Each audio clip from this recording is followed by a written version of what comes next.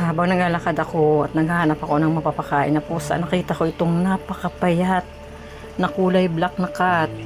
At ang mata niya medyo sarado, pero sa tingin ko ano siya, adult na. Grabe ang payat niya.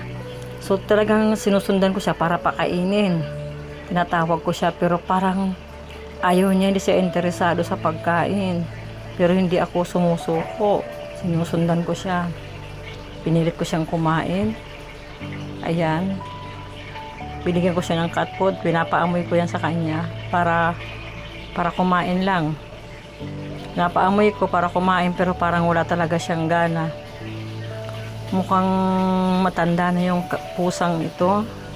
Kulay black. Wala na siyang balahibo. Umalis siya. Tapos sinundan ko ulit. Sinusundan ko siya para kumain. Lakad, ayan, lakad siya ng lakad. Sinusundan ko lang siya. Kung saan siya pupunta. Papunta na yan sa may sa may simbahan. Sa kabilang yan, nasa kabilang barangay kami, sa may 415 kami, ay 414 kami. Doon ako galing, doon galing yung pusa. Ayaw mo kumain. Umistop siya ulit. Kain na, kain na. Ayan, tapos pinakatry ko ulit kainin. Bibi Sinusubukan ko ulit. Pero ayaw niya pa rin, di pa rin siya interesado. Inamoy niya lang, tapos ayaw niya ulit. Ayan, medyo hinimas ko siya ng konti. Naisip ko na kumuha ako ng baka ako nauhaw siya. Kaya sabi ko, painumin ko. Ayan, ayaw pa din niya kumain. Pinipilit ko pa yan. Tinatry ko talaga na kumain. Ayaw talaga. Pero hindi talaga siya interesado. Ayan, pinakain ko na lang sa isang pusa na nandito. Mukhang may-ari, mataba eh. Sinundan ko ulit. Lakad na siya ng lakad. Ayan, pinas forward ko lang yan guys kasi apakahaba. Galing yan sa kabilang barangay kami. Nakalipat na kami dyan sa may simbahan sa barangay namin, sa 415. Karating na kami dyan sa may simbahan. Sa may palengke. Lakad lang siya ng lakad. Sunod ako ng sunod sa kanya. Tinitingnan ko saan siya pupunta. Total ka ako papunta naman sa may amin to. Sinundan ko na. Kung saan siya hihinto. Ayan, huminto siya dito. Tinry ko ng painumin. Sabi ko baka kailangan niya ng tubig. Sinubukan ko. Pero kahit anong ko sa kanya, ayaw talaga. Ayaw niya uminom ng tubig. Try ko na naman bigyan ng cat food. Pero ayaw. Inamoy niya lang yung tubig. Tapos umalis na ulit yan. Ayan, try ko ulit.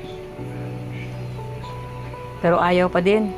Ayaw talaga niyang kumain at ayaw din uminom. Umalis na naman siya. Ayun na naman. Sinundan ko na naman siya. Susundan ko lang kung hanggang saan siya pupunta. Nakarating na kami ng palengke. Lakad lang siya ng lakad. Mabagal siya maglakad guys. As in. Pinapass forward ko na lang yan kasi masyadong matagal. Hihintayin ko kung saan siya pupunta. Sabi ko, sana sumilong tapos magpahinga. Tinatawag ko nga siya para magpahinga pero ayaw. Lakad lang siya na lakad. Yan, nakarating na kami kung saan. Sinundan ko talaga siya. Yan, malapit na yan sa may amin. Sa may street na namin, nakarating na siya. Diyan. Ayun, dito siya nagpahinga guys. Sa kanto ng barangay namin. Naghumiga siya, tapos try ko ulit lagyan ng cat food. Sabi ko, hayaan ko na lang. Umuwi ako sa bahay, kumuha ako ng tubig ulit. Para iiwanan ko doon sa ilalim ng sasakyan. Baka sakaling uminom. Binalikan ko siya. Sana nandun pa. Ayun, nandun pa nga. Tapos nagpapahinga.